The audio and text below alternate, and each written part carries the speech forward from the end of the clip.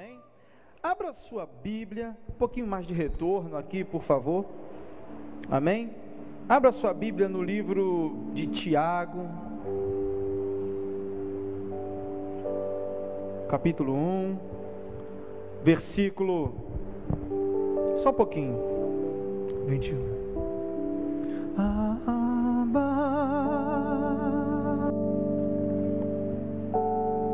Eu pertenço a ti. Tiago 1, 21. O Abba, eu pertenço a ti. Sim, Senhor, és mais real que o chão em que eu piso. Te amamos, Senhor. Oh, aleluias. És mais real que o ar em meus pulmões. Espírito Santo de Deus, somos teus. Seus pensamentos me definem, és tudo para mim, és a minha realidade. Sim, tu és, Santo Espírito, és a minha realidade. Você pode dizer: Abba, eu pertenço a ti. Oh, Abba,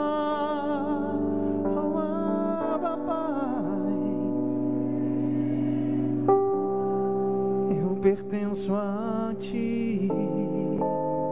Abba, diga a ele: oh Abba, Pai, eu pertenço a ti. Aleluia. Diz assim a palavra do Senhor: portanto, despojando-vos de toda impureza e acúmulo, Tiago 1:20, 1:21, desculpa, 1:21. Portanto, despojando-vos de toda impureza e acúmulo de maldade, acolhei com mansidão a palavra em vós implantada, a qual é poderosa para salvar a vossa alma. Preste atenção. Acolhei com mansidão. O pastor Islá subiu aqui e falou sobre voluntariado. Acolha com mansidão. A palavra diz: acolhei com mansidão. O grego usa a palavra aqui próates, que significa sem soberba. Aceitar, acolher com humildade. E diz o seguinte: que essa palavra acolhida com humildade é poderosa para salvar. Sozo, a palavra. E sozo é usado aqui não foi a palavra de salvação apenas para a alma, mas para trazer saúde num todo. Foi usada a palavra salvação da alma, do corpo, do espírito, para trazer uma vida saudável. Então está dizendo que quando acolhemos com mansidão, trazemos saúde sobre nossa vida. E sabe o que acontece? Às vezes nós vamos nos dinossaurizando na fé. Vamos ficando seres paleolíticos espirituais. Nós vamos ficando naquele negócio, porque eu aprendi assim, e eu não vou mudar, porque o Senhor sabe que... Ei, deixa eu fazer uma comparação aqui. Meus amigos da década de 70 e de 80, amém? Quantos nós temos aqui? Ninguém. Deixa de ser mentiroso, irmão, levanta a mão. Glória a Deus, aleluia. Você está no culto, não pode mentir não, pelo amor de Deus. Você lembra da máquina de escrever?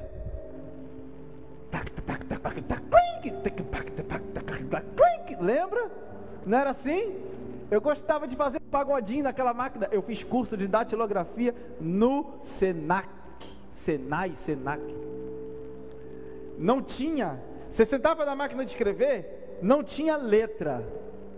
Era só cores. Cada fileira era uma cor. Você tinha que adivinhar a letra, porque você tinha que bater olhando para frente.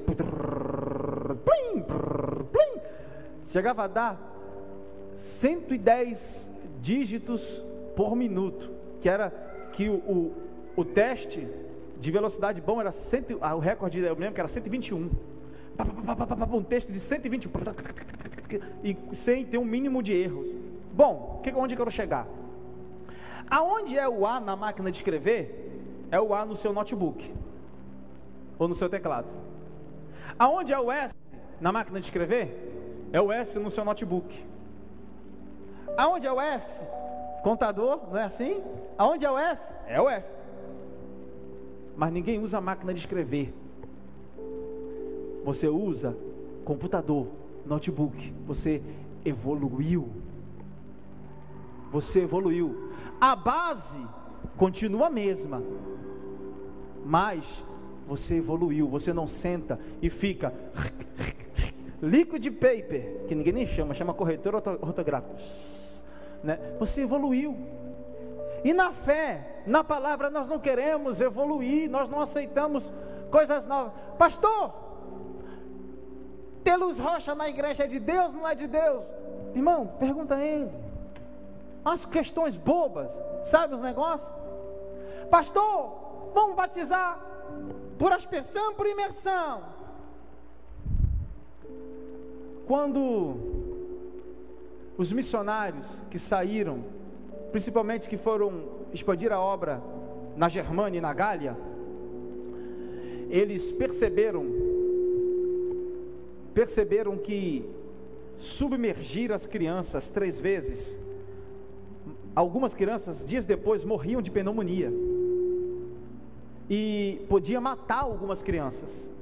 Então foram consultar na época ao sacerdote cujo nome era Cipriano, e na sua carta de número 69 ele negou, dizendo o seguinte: não, continue afogando as crianças 3 vezes e deixa elas morrer. Mas os missionários falaram: não, porque a vida é mais importante que o rito, vamos aspergir. Porque eles estavam na Europa e eram muito frios, foi por isso. Então tanto um quanto o outro. Aí a gente entra nas questões tolas, sem fundamento, e quer se criar doutrina em cima de algo em particular. Por que eu estou querendo dizer isso? Muitos de nós aqui aprendemos que o átomo era a menor parte da matéria, e hoje já se divide a subpartícula atômica, e já se encontra-se os bósons, e a física quântica conseguiu descobrir que o átomo ele é tão imenso e tão divisível quanto se falava há 10, 15 anos atrás, quando você estava no 2º grau. Então o que você aprendeu foi errado? Não, o que você aprendeu foi certo, mas era a luz daquilo que se tinha durante aquele tempo. Assim é biblicamente. Nós precisamos expandir, nós precisamos ter a nossa mente de cidade, de reino, e não mais de aldeia, de vila, de cidadezinha. Sabe? Poxa, o pastor essa semana não mandou uma mensagem para mim. Poxa, eu entrei na igreja, ainda disse que a igreja está comendo. O fulano não falou comigo. Eu amo o Gleides, quando o Gleides me manda mensagem, hein, Gleides? Eu demoro 2 dias para responder, hein, Gleides?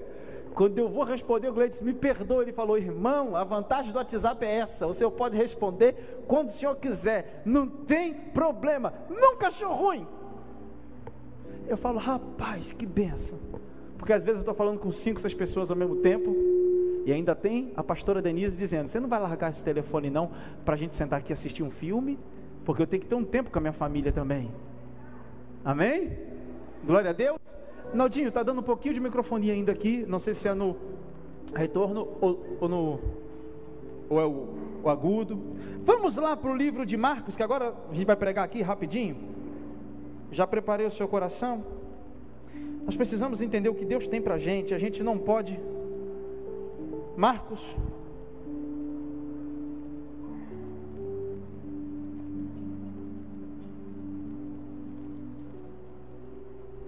capítulo 8, amém. Diga assim: eu quero evoluir, eu quero expandir. Mas é expansão. Deus não fez nada para perecer.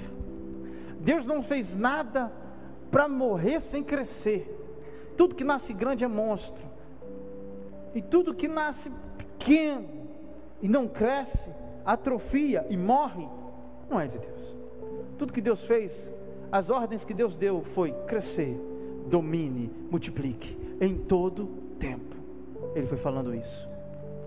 No livro de Marcos, capítulo 8, nós temos aqui a cura de um cego. Eu vou ler para vocês, mas antes, deixa eu explicar uma coisa. Eu estava com uma palavra poderosa sobre espiritualidade sadia, e ao sair de casa, Deus começou a falar comigo. Eu parei no portão da minha casa, com um monte de tralha que a gente sai com fio, com câmera, com não sei do que e tal, e eu parado no portão de casa, segurando no notebook, não sei o que, e Deus falou: você vai falar sobre isso, sobre isso, sobre isso, sobre isso, sobre isso, sobre isso. Eu falei: Senhor, mas eu preparei isso, e isso, e isso, e isso, e isso, e isso. E Ele diz: mas o que eu tenho preparado para hoje, já tenho preparado antes de tudo, antes de você preparar. Deixa guardado aí no seu baú, para o dia você usar. Não vai ser desnecessário, você não preparou desnecessariamente. E eu falei: mas Senhor, eu já falei essa palavra, já preguei ela de trás para frente, do meio para o final, do jeito que o Senhor imaginar. Aí Ele: mas você precisa fazer com que a igreja entenda o que é uma mente de cidade, de reino, e não uma mente de aldeia. Aí eu falei: amém. Então o Senhor me ajuda, porque a igreja do Senhor não é minha. Então, já que o Senhor está mandando, eu vou falar. Amém? Então vamos lá. 8:22 diz assim: então chegaram a Betsaida e lhe trouxeram um cego, e rogando-lhe que o tocasse, Jesus, tomando o cego pela mão, levou-o para fora da aldeia, e aplicando-lhe saliva aos olhos e impondo-lhe as mãos, perguntou-lhe: vês alguma coisa? Este, recobrando a vista, respondeu: vejo os homens, porque como árvore os vejo andando. Então, novamente ele pôs as mãos nos olhos, e ele, passando a ver claramente, ficou restabelecido e distinguiu de tudo de modo perfeito. Mandou Jesus embora para a sua casa, recomendando-lhe: não entres na aldeia. Amados, já foi falado aqui, vocês já sabem, que Betsaida era uma cidade que exalava descredibilidade, exalava desconfiança e falta de fé. O próprio Jesus, no livro de Mateus, capítulo 11, ele exorta Cafarnaum, Corazim, Betsaida, dizendo que muitas vezes ele já havia estado lá, feito muitos milagres, mas eles não haviam se convertido. A exortação de Jesus, ela é tão severa, que ele diz assim, que haveria mais rigor para Sodoma e Gomorra no dia do juízo, do que haveria menos rigor para Sodoma e Gomorra no dia do juízo, do que para Corazim, Cafarnaum e Betsaida. Corazim, Cafarnaum, Betsaida não eram cidades pornográficas, não eram cidades sodomitas, não eram cidades de relacionamento cujas pessoas estupravam umas às outras, como Sodoma e Gomorra. Hoje eles faziam isso para envergonharem os seus visitantes e para que eles não pudessem voltar mais lá. Mas ele diz que haveria mais rigor para estas cidades do que para Sodoma e Gomorra. Sodoma e Gomorra teria menos rigor no dia do juízo. E eu entendo que não é o pecado que se comete, mas é a oportunidade de salvação que me é dada, é que vai me dizer a severidade com a qual eu vou ser julgado naquele grande dia. Porque Sodoma e Gomorra não viram a Cristo.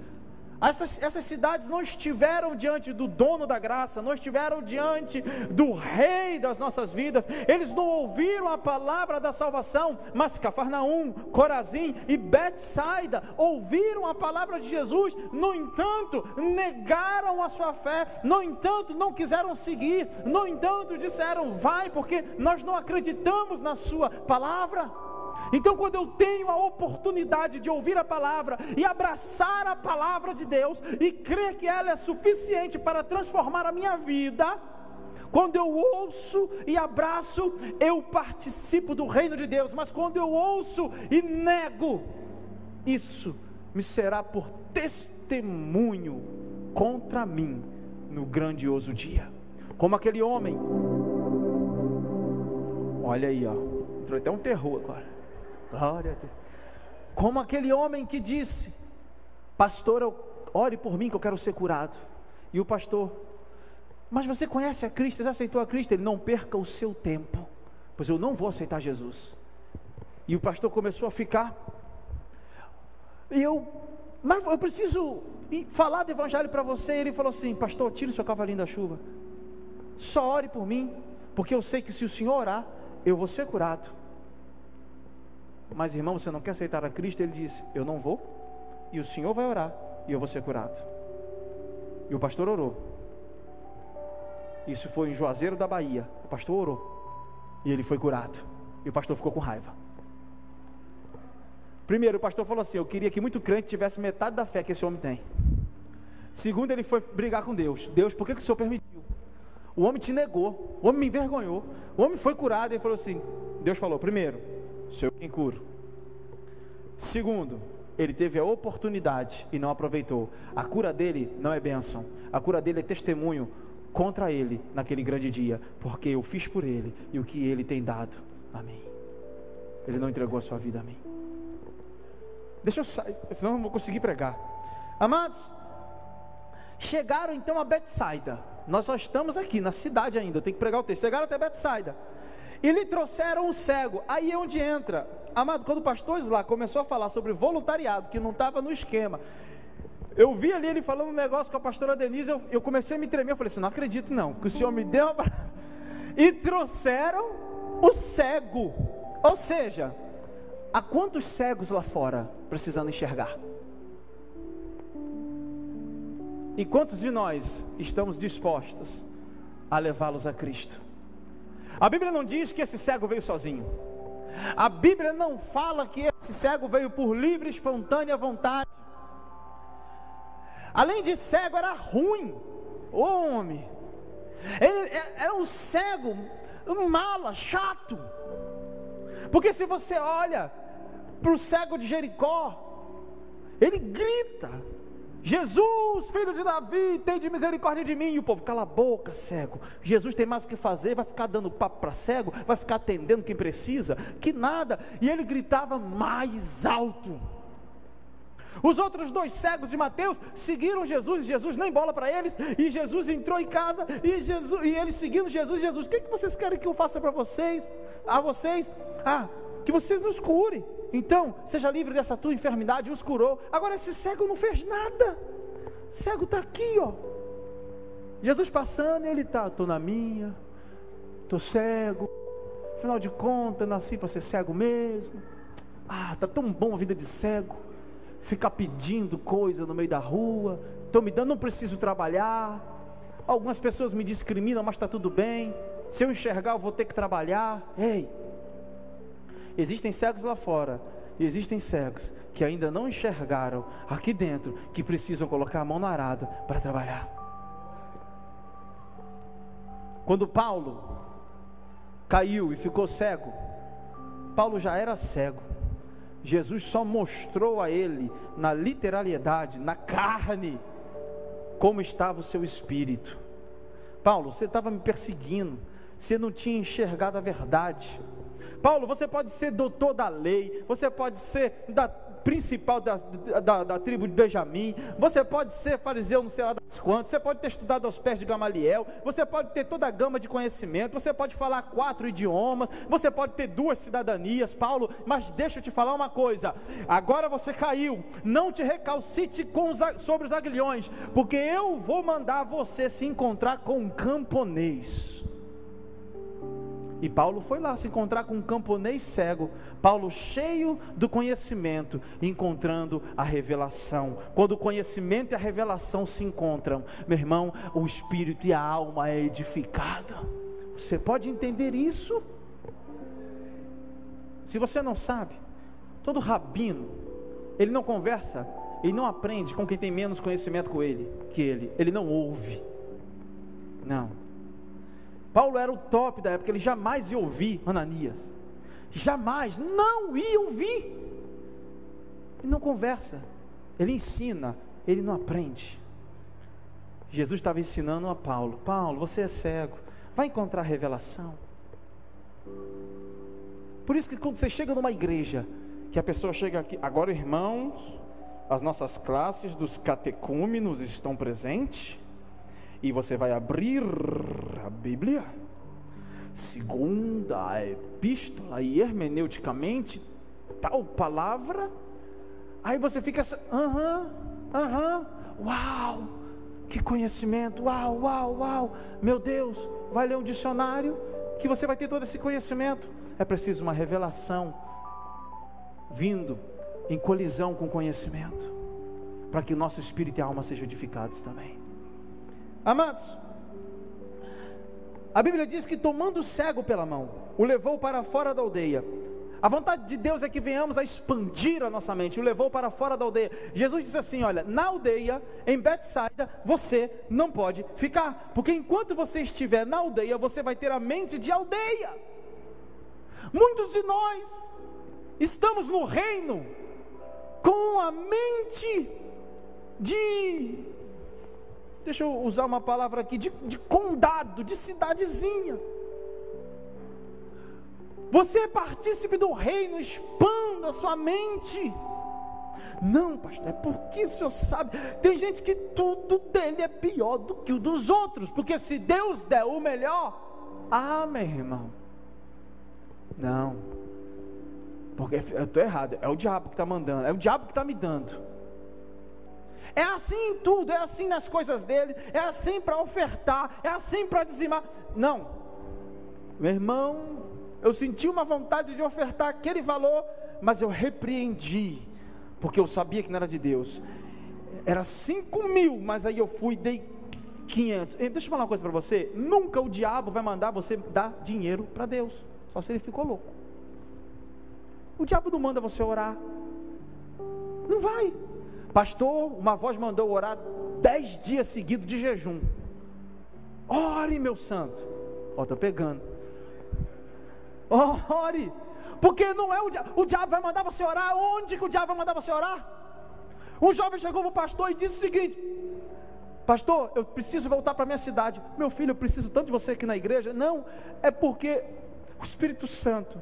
Então vamos orar, pastor, para ver se é de Deus, porque o Espírito Santo está mandando eu voltar para orar na praça. Pastor, não precisa orar não, pode voltar para a sua cidade, vai lá.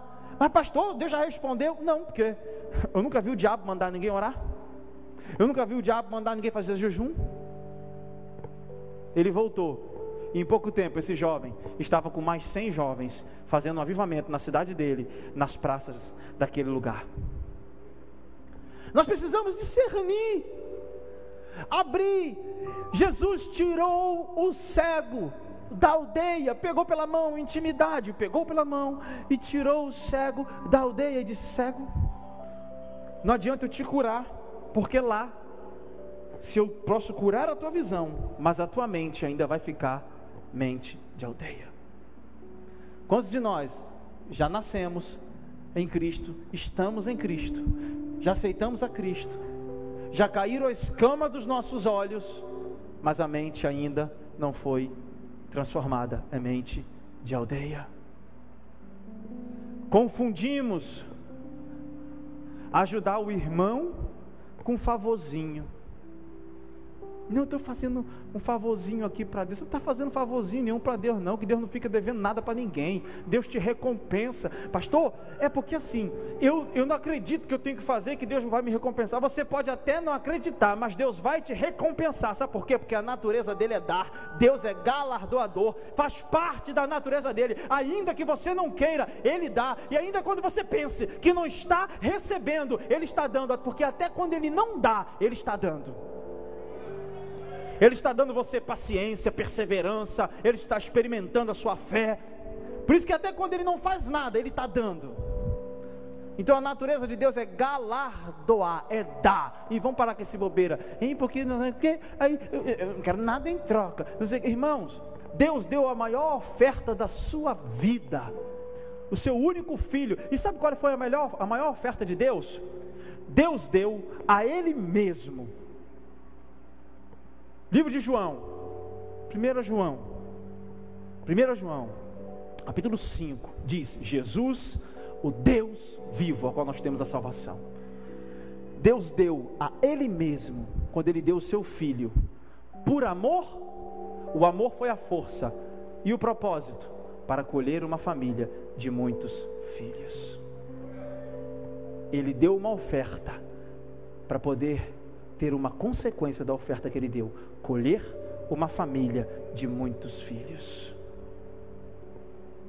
Irmão, nós precisamos expandir a nossa mente para viver o reino que Deus tem para nós aqui.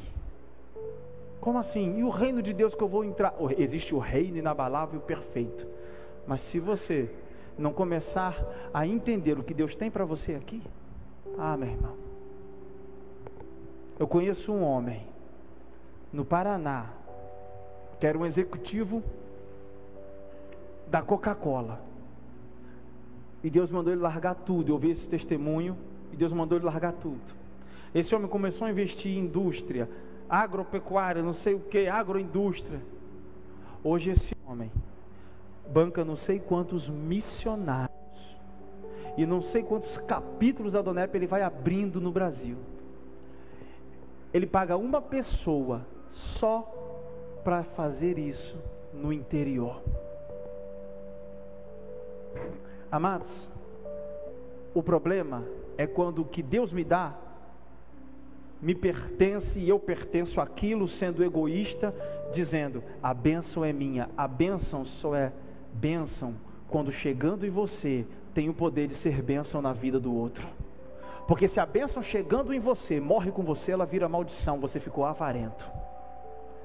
Agora, se o que Deus te deu tem o poder de edificar e servir a vida do outro, aí sim você está sendo abençoado. Nós temos a capacidade de pegar o tesouro que Deus nos deu e transformar em maldição, como o povo de Israel que estava no Egito, e Deus deu todo o ouro para eles, e no final das contas, quando Moisés estava no monte, eles disseram para Arão: faz um Deus para nós, e eles pegaram o ouro que Deus tinha dado e fizeram um bezerro para adorar. Quantos de nós estamos pegando as bênçãos que Deus nos deu e estamos fazendo um tesouro, um bezerro, um Deus para adorar, colocando o nosso coração naquilo ali? Irmãos, a obra nunca para, é gigantesco, portanto, nunca é suficiente. Nunca é suficiente. Eu já fiz uma vez, pastor, já preguei na favela, no presídio, eu já preguei nos condomínios de luxo, eu já preguei isso aqui. Tá bom, já fiz a minha parte. Você está igual aquela pessoa que diz: fiz um filho, plantei uma árvore, li um livro e posso morrer. Não, isso, meu irmão, a obra não para. Não, desculpa, não para. Fez ontem, faz de novo. É todos os dias. Todos os dias a nossa carne quer ressurgir, você tem que matar ela. Meu Deus, deixa eu ver quanto tempo eu tenho aqui. Aleluias, aleluias.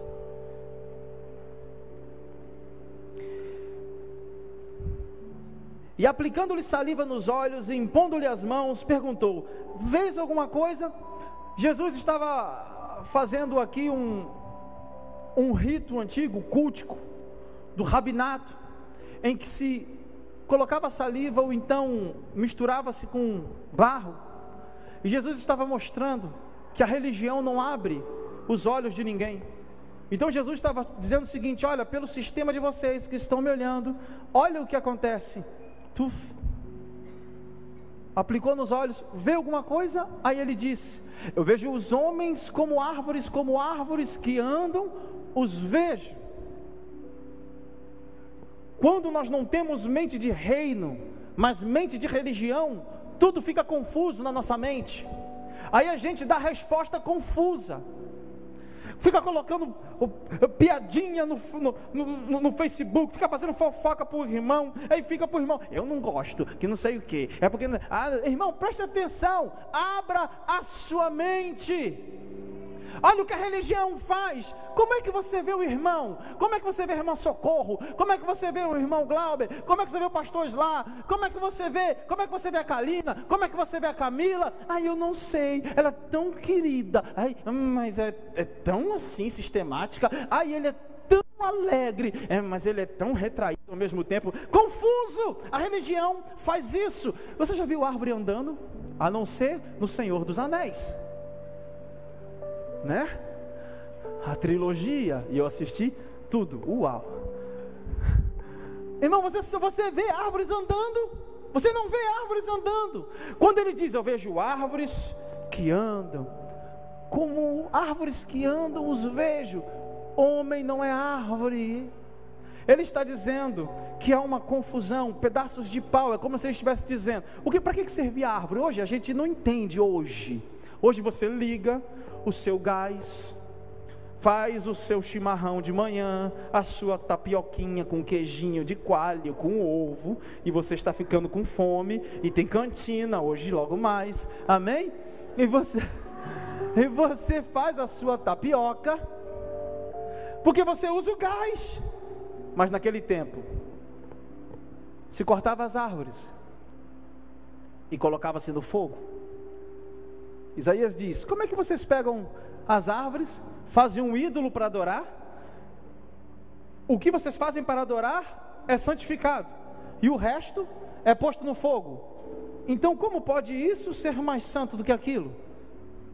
Sabe o que ele está dizendo? A religião trata pessoas como objeto. Ele está dizendo o seguinte: olha, eu abro a mente, você tem uma identidade.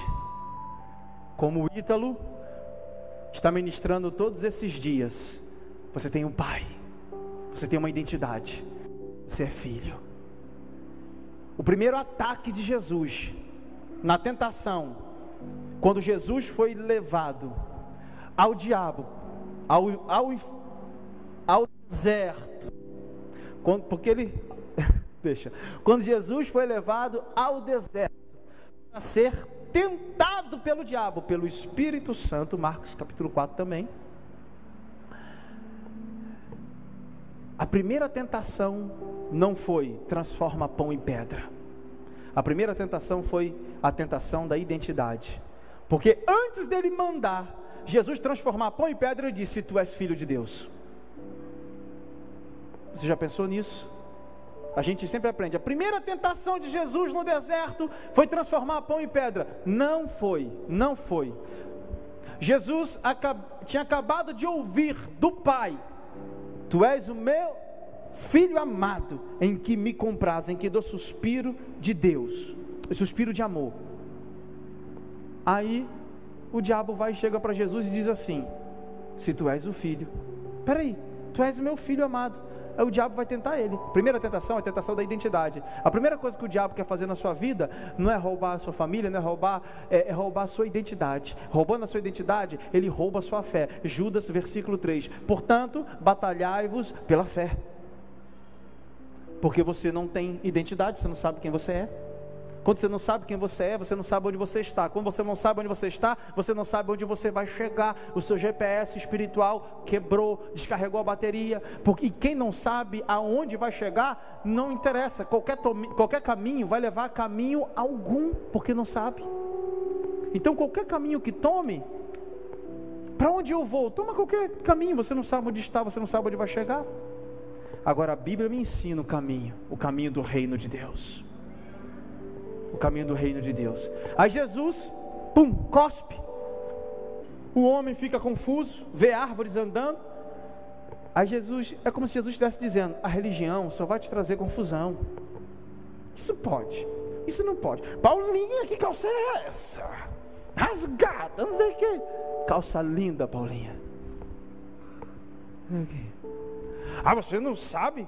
Porque, minha irmã, pelo amor de Deus, eu estou vendo o seu joelho. Então fecha o olho, Zé Mané. Vamos parar com esse negócio. Sabe o que é isso? Pulsões sexuais suprimidas de um tarado que mata todos os dias a sua carne para esconder quem realmente ele é. Eu estou sendo usado pelo Espírito Santo aqui. Todo religioso faz a confissão da sua pulsão suprimida, só que de maneira contrária.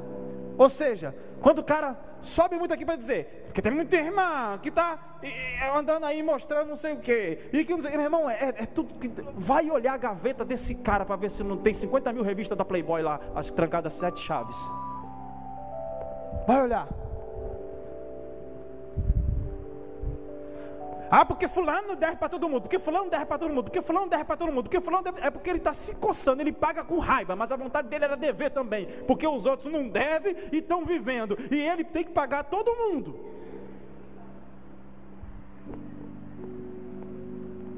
Meu Deus, entende isso? A religião tem matado pessoas. Pastor, é porque eu olhei, pastor fulano, o senhor não sabe, por quê? Eu sonhei com a irmã fulana de tal e ela estava nua. Sim, e aí? Era bonita? Pastor, não sei o que. Irmão, quem sonhou foi você, não fui eu. Você que tem que me dizer. Para. Tem gente pior. Aí a gente fica nessa esquizofrenia pseudo-espiritualizada. Todo mundo, e eu sou o supra-sumo da santidade. Não somos nada não, nós somos pela graça. Nós estamos a um passo da queda. Hoje você acordou, um passo da queda. Amanhã você acorda, um passo da queda. Todos os dias. E se eu cair, caio em graça, crendo em Deus. Mas Deus vai me levantar. Se você foi justificado pelo sangue do Cordeiro e crê, a Bíblia diz que se o justo cair, Deus é fiel para restituí-lo. Aleluia. Aleluia. Aleluia.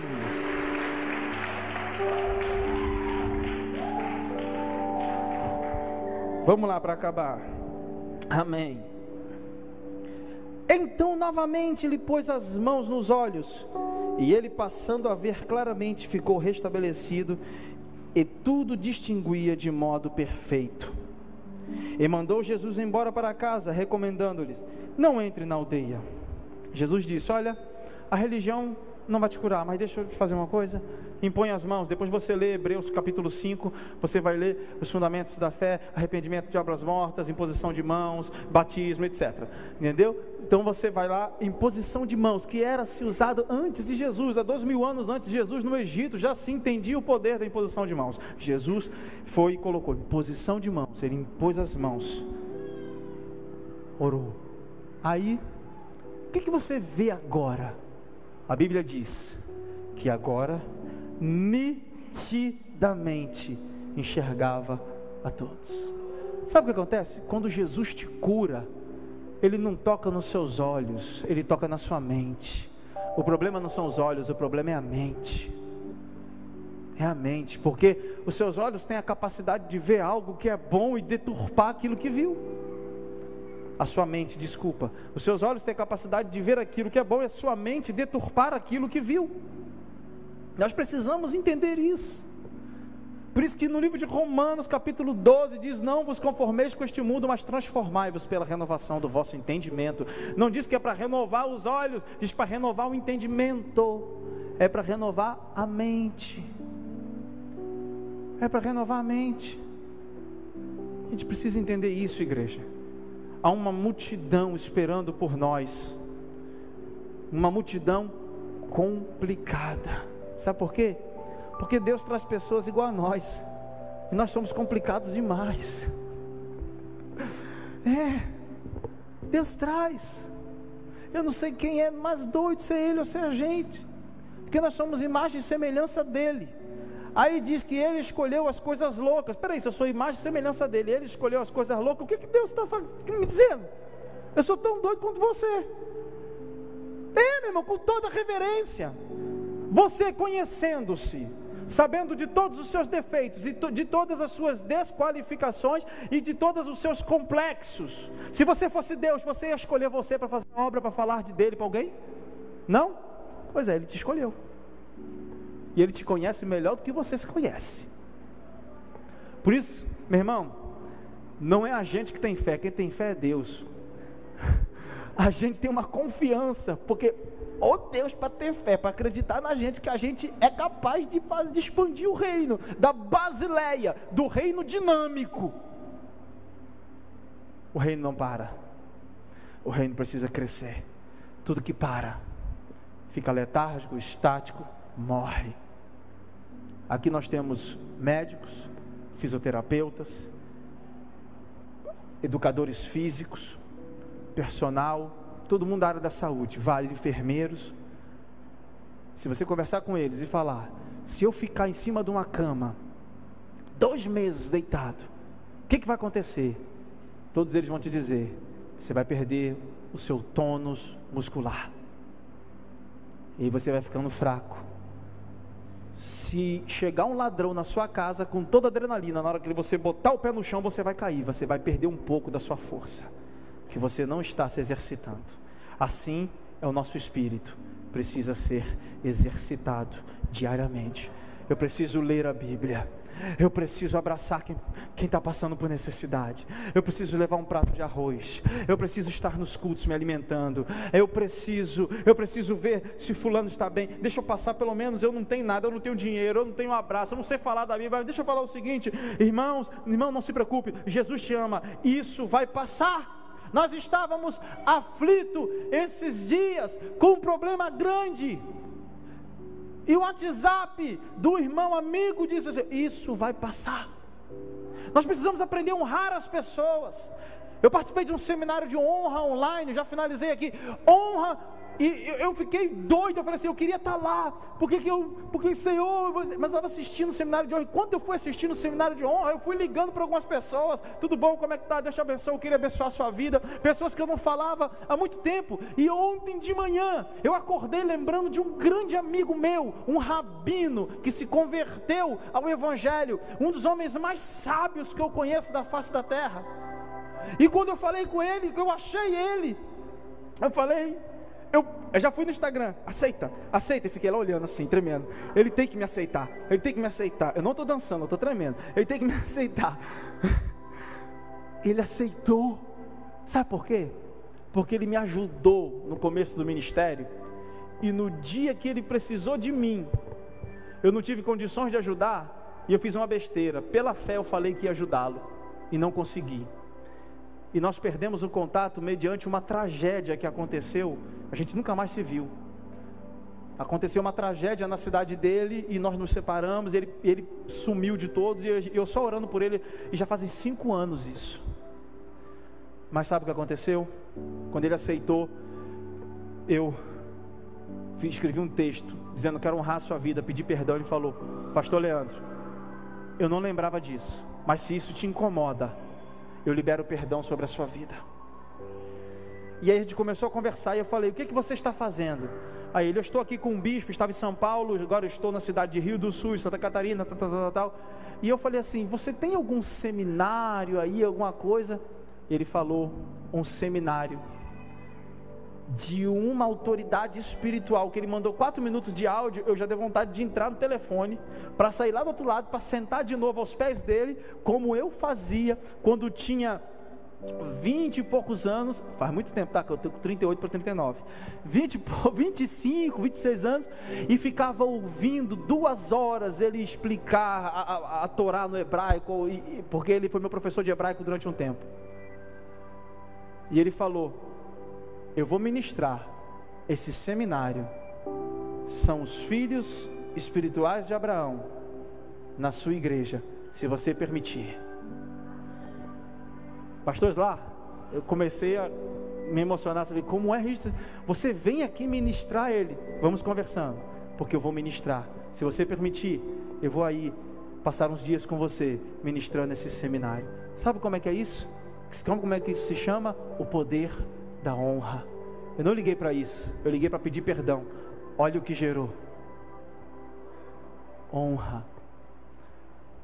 O problema é que a gente faz 99 vezes para a pessoa, aí a gente erra uma, acabou, caiu, a pessoa não presta mais. Irmão, honre, honre. Sabe por quê? Porque o seu pai te educou, mas o seu pai, hoje os pais não batem mais, mas o seu pai te deu uma varada. Minha mãe não me dava varada. A chinela da minha mãe tinha GPS. Nós tínhamos um sítio no Rio de Janeiro gigante. Quando meu irmão enchia a paciência, ele contou aqui no seminário de Verdade e Vida, né? Qual era o nome do seminário? Conferência Vida. É tanta conferência que eu esqueci o nome. Liberdade e Vida. Pá! Ele contou que eu batia nele, né? 7 anos de diferença. Quando era daqui, ó, pá, ele... Mãe!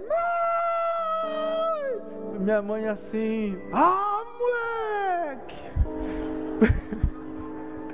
No Rio de Janeiro, eu corria, o sítio era gigante, pastor, lá, eu corria, passava pela piscina, não sei o que, e tal, você que tava aquele, daqui a pouco eu parava, falei, pá, falei, meu Deus, como é que acerta? Minha mãe ainda tacava chinelo em minhas primas, que era o que via pela frente, pedaço de pau, pão, minhas primas apanhavam de pão, bisnaga, pão francês, o pão ia rodando assim, pá. Quando não voavam, deixa o prato, deixa isso para lá. Irmãos, última palavra, se coloque de pé. És mais real que o ar em que eu respiro. Pessoal do Giovanici, se quiser arrumar lá o estante. Jesus cura, preste atenção. Jesus cura ele e diz: eu vou te curar, volte para casa. Diga assim: voltando para casa. Não, diga com força: voltando para casa. Aí Jesus diz assim: mas não entre na aldeia. Como é que pode, pastor, voltar para casa e não entrar na aldeia se ele morava na aldeia? Jesus estava doido? Não. O que Jesus estava dizendo é: volte para casa, mas a sua mente não pode permanecer a mesma. Volte para o seu lar, mas mude a sua mente. A sua mente agora foi transformada, não é mais a mente pequena. Dê a mão à pessoa que está ao seu lado. Não converse com ninguém. Feche a porta aí atrás. Francélio, amém. O pessoal do louvor aqui em cima. Aleluias. Peça a renovação da sua mente. Amém. Hugo, segura a porta até para o ar não sair e para que não haja movimento. O irmão Nilson também pode segurar a porta aí, amém? Amém. Deixa só o pessoal do Giovanici arrumando lá. Senhor,